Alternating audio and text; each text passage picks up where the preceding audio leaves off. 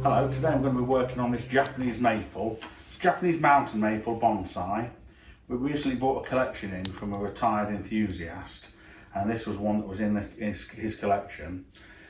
It's obviously grown quite wide and a little bit leggy look. It wants trimming back. It wants some shape and density and refinement putting back into this tree. Now, trimming a maple like this for structure, you'd normally do in early spring before it's in leaf. And at this time of year, beginning of June here in the UK, because of all this leaf, it's hard to see the structure of this tree. There's a technique that we use here normally about the end of June of leaf cutting and total defoliation of maples. So if I totally defoliate this tree today, we're doing it a little bit early, but if I do it today, it's going to allow me to firstly show you how to do it, explain why we do it, and it's going to allow me then to trim this tree back for structure, and then I can show it you in a few weeks' time when it's come back into leaf again. So briefly, when we leaf cut a tree like this, you can do it on trees that have successive flushes of growth, such as Acers. And the idea is to remove every leaf off this tree, and you normally trim behind the leaf, just here, like this. And you leave the petiole, the leaf stalk. And there's a bud at the base of here, and what will happen, this leaf stalk will naturally just rot back, the moisture from this will withdraw and it will nourish this bud at the base. And this bud at the base will then emerge as a leaf in about 3 to 4 weeks time, depending on the weather. On a good healthy maple, you'd normally do it about the end of June, give or take a week or so. This year we've had quite a late spring in the UK, so you might want to leave it a little bit later. But this tree's got a good amount of growth on. I can't put it out for sale like this, in this condition, so we do need to work on it. So I'm doing a little bit early, and then we can release this video, and then by the time it's released and you've seen it, will be about the right time for you to possibly do the same procedure on one of your own trees. Also, this tree, if you look at it, you can see it's got long growth, but it's also got some scorched and damaged leaves. Most commonly, this is either a little bit of wind burn, or probably it's got a little bit dry sometime in the last few weeks. It could also be old frost damage. We've had a few trees get frosted this year in the UK. We had a bit of a bumpy spring this year. So for all those reasons, if we defoliate this tree, what are we aiming for? In this case, we're defoliating it so I can do a job, so I can trim for structure. The added advantage of this is also when we defoliate a maple, the new set of leaves that emerge will be smaller. They'll be smaller and brighter spring colour. For instance, on the Shoujo maple, the red maple, or one of the red maples, it leaves bright red. By this time of year, it's normally faded a bit to a green. If you leaf cut to the Shoujo at the end of June, you get a new bright red set of leaves again. So this tree is going to put out a new set of leaves, smaller, spring colour. Also, all this damage will disappear. We won't have any of the damaged leaves. And the added bonus is we can give it a trim and start to make it look a little bit better. So for this procedure, there's a few ways to go about it. You know, it's laborious, but it can be quite therapeutic. People enjoy doing it. So you've really just got to go through it, branch by branch, just trimming off, just behind the leaf, all these damaged leaves, every single leaf. But even the small ones where you think, oh, that leaf has only just emerged, yeah, they can still be trimmed back like that. So if we do a little section of it, let me just do a little section of it here, just to show you. And use a fine, a clean, sharp pair of delicate scissors for this operation, so that we're not damaging the tree and we're doing it quite precise. So once we've done a little area of it like this, yeah, we can start to see the structure of the tree a little bit more. And this is what we need with this, because it does need needs a good prune back. So start to do sections like this, and you do this to the entire tree. Okay, now on a tree of this sort of size, that could take an hour or two to do, something like that. a slightly quicker way to do it, and I don't normally recommend it to beginners, but a quicker way, you can take some of these leaves off by hand. So by using your fingertips on some of these branches, you can grip it like this, and you can normally just gently take those leaves off. Yeah, it's not something you'd attempt as a beginner, and you need to be careful when you do it. You've got to sort of grip them enough that you pull a leaf off, but not too much that you strip the branch off, and not too little that you don't take the leaf off. Yeah? Not everyone will agree with this technique, but it's a technique that I was taught by my two main bonsai mentors, were Bill Valavanis and Yuji Yoshimura. And if it's good enough for Bill and it's good enough for Yuji, then it's good enough for me, and hopefully it's good enough for you as well. Yeah. But if you have got a bit more time, you can just sit there and cut it off by hand, each leaf. But if you see what we're doing here, you can see it is a lot quicker. And then we can still take some off with the scissors, but for these long growth that it's got, it is a little bit more sensible to do it this way. It gets the job done a little bit quicker, but you have got to be careful. I must stress that you've got to be careful. So, you know, if you've got a Japanese maple in your garden, for instance, if you haven't done this before, wouldn't be a bad idea to just try it on a larger tree in your garden, just so you get a feel for it. But I will do this on some of my own specimen trees. You know, if I'm confident of doing it, then I'll do it on any tree. And you can see the result that we get in a fairly short space of time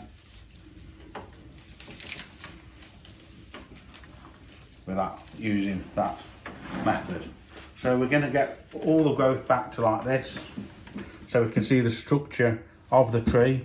So we probably don't need to show you any more of that. We'll switch to a little time lapse for me to get the rest of the tree done, and then once it's all bare like this, we'll come back and we'll do some pruning, and I'll explain the next procedure. She's moving far away. I need a place to stay, alone with no one there but me. She wants to see the world. I'm friends that often twirl. Okay, so we've finished defoliating this tree now by stripping the leaves off and cutting them off with scissors. So now we can see the structure of this tree just as we can if it's in winter with no leaf on. And you can see how long it's been let to extend, and it's important to chase this back. We've got some very long internodes on this tree. It isn't really what we want. So let me just turn it around so you can see. I think the original front of it is in here towards you now. You can see it's got a hollow in the trunk here, and then further up the trunk as well. Structurally, we've got quite large branch here on the lower right hand side, another one here to the back. Nothing much in here because obviously there's a scar here. But the other bit of the tree that's the most annoying is this section here. Can you see up at the top? This is very straight here with no taper, and because it's been cut off or snapped off here, this is like a club at the top, so it's very static with no movement, and it's not very elegant at all. So really, this has got to go. This is never going to look better, always going to be a fault.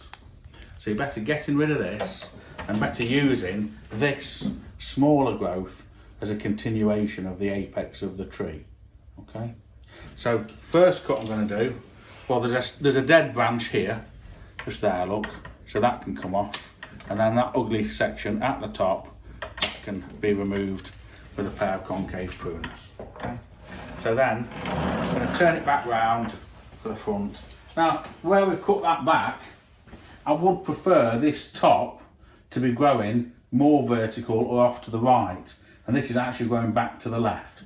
So we do need to train this section here over to the right a bit more in future. So let's give it a trim. We'll start from the bottom, we'll show you how to do it, and we'll do the normal filming from over my shoulder so so you can see what I'm seeing as I prune this tree. So let's start off with a branch like this. This little bit here is dead. This one's trimming back to a bud. This one here, this is too long. This is too long. This bit that I've got my hand on now, this is growing upwards. Let's just chase it back to here for now.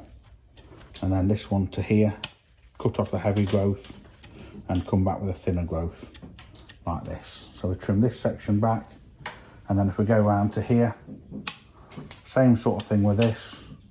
We can chase that back like that. And these buds and twigs like so. Up to this next one. And we'll trim this back to these buds, this bud here, and back in this bit, this area, trim these back. This bit here's died off, so that stub can be taken off. You see this section here is going strongly upward from this more horizontal branch, so that whole section there wants taking off.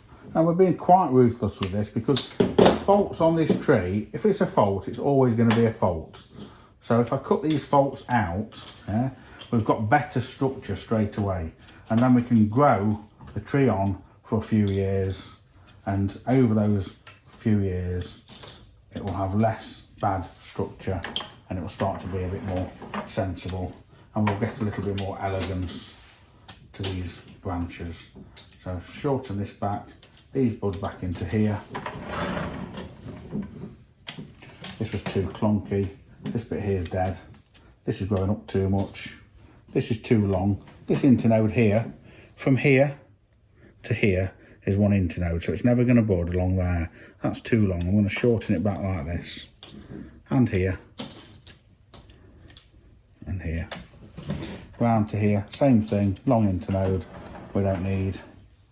In here, shorten this back to here, this back to here.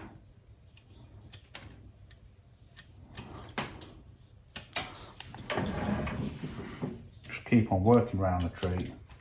You know, despite the speed that I'm pruning this tree, I am pruning it very precisely. It's just took me 30 years to manage to prune this quick and this precise. You know, as a beginner you might look at this and think I'm just hacking at bits. I'm definitely not hacking at bits. I'm trimming within a millimetre or two of where I want to be. But when you start off doing bonsai, you know, every prune, every trim, every cut you make, it'll take longer. It takes longer to think about, and therefore just longer to execute. And the more you do, the quicker your decision process gets, and the quicker your scissors seem to spring into action. That's growing up too much, that section there. This is a bit long, we'll shorten it to here. This is growing up too much, this growth. Same with this section, look, we'll take that whole lump off there. And then we're getting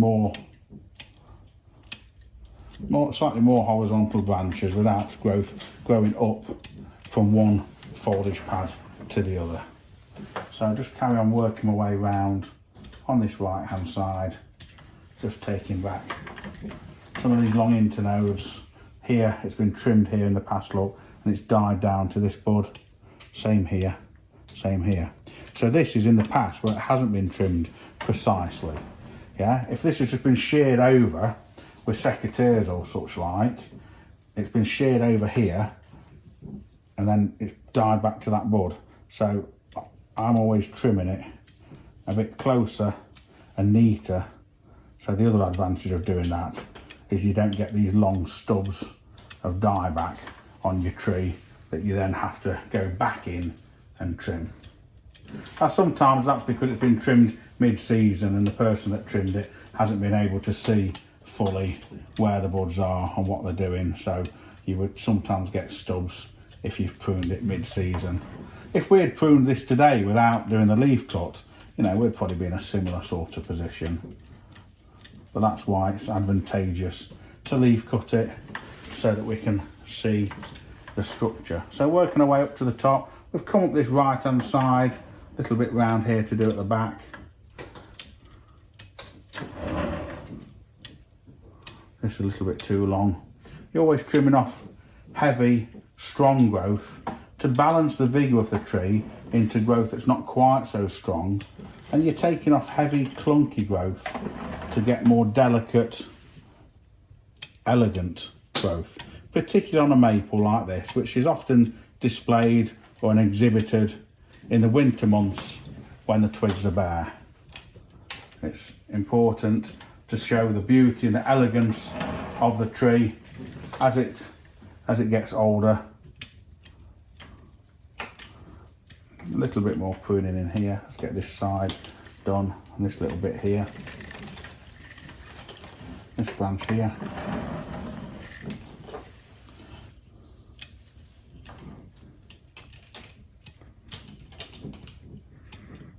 This one here, there's 1, 2, 3, just a little bit busy in here, a bit cluttered. Let's just get rid of that altogether.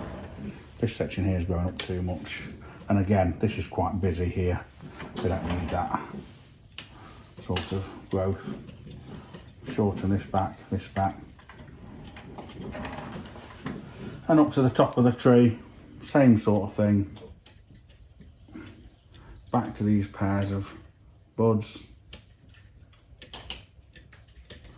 Like I say, another few weeks in the UK, it will be potentially time to be doing this on your own trees. We thought we'd get the video out in good time to let people see it and watch it and take it in, and then it will set you up for doing the same work shortly if you've got a similar type of tree. Shorten that back into here. Let's have another look. This is a little bit too long coming out here now. So now I've trimmed back the branches on a branch by branch basis. I'm just having a quick look at the actual overall shape of the tree and the canopy to see if there's any that are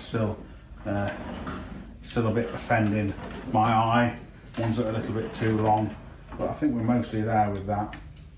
This top section where we cut that out just wants a bit of a neaten up with a concave pruner in here like that. Okay, so now we've leaf cut, defoliated the tree, given it a trim back to get rid of a lot of the long internodes, crossing branches and bad structure. When we've given it a bit of a weed and a tidy up, it's going to just go into an unheated greenhouse now just to get it to leaf back out. If we put it somewhere too hot, it's going to get too much energy and force big leaves. What we don't want to do is cut one set of big leaves off and then just grow another set of big leaves. So we want it to just leaf out slowish so that we get a nice, good crop of leaves that aren't too exuberant.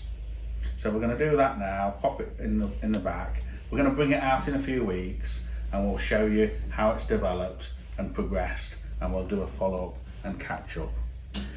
We've done quite a few of these videos now, and please give us a subscribe, give us a like and subscribe to this channel. There's lots of new videos and ideas we've got coming out, so please subscribe so you make sure you don't miss any of our new videos. Thank you very much.